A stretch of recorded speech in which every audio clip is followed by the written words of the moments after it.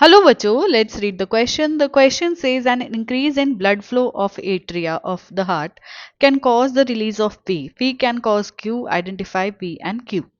ठीक है. सो यहाँ पे क्वेश्चन में क्या बोला गया है अगर हम बात करें क्वेश्चन की. ठीक है. सो ये मान लेते हैं कि ये हमारा हार्ट है. ये हार्ट का हो गया atria and these are ventricles.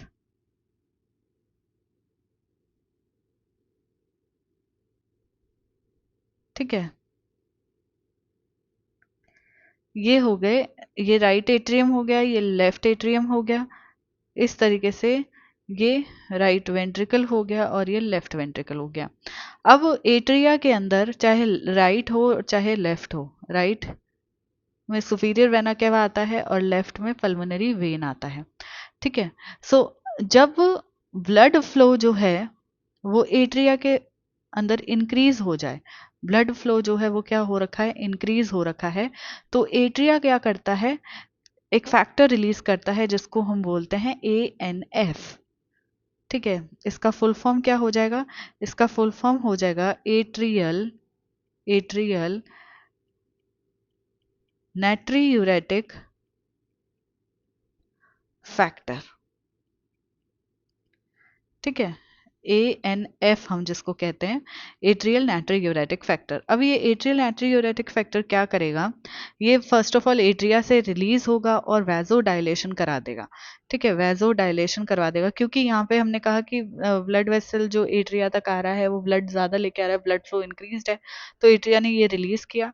अब एट्रिया जो है एएनएफ रिलीज करने के बाद एएनएफ एक्ट करेगा ब्लड वेसल्स पे और ब्लड वेसल्स का करवा देगा वैजो डायलेशन. ब्लड वेसल्स जो है वो डायलाइट हो जाएगी. डायलाइट होने के बाद जो ब्लड का यहाँ पे फ्लो है वो डिक्रीज हो जाएगा.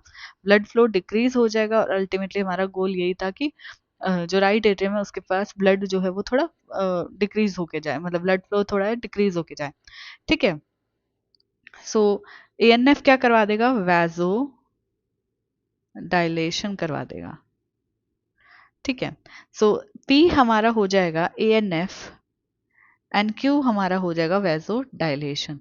सो फर्स्ट गिवन है ADH. ADH stands for anti diuretic hormone. इसको हम वैजोप्रेसिन भी कहते हैं.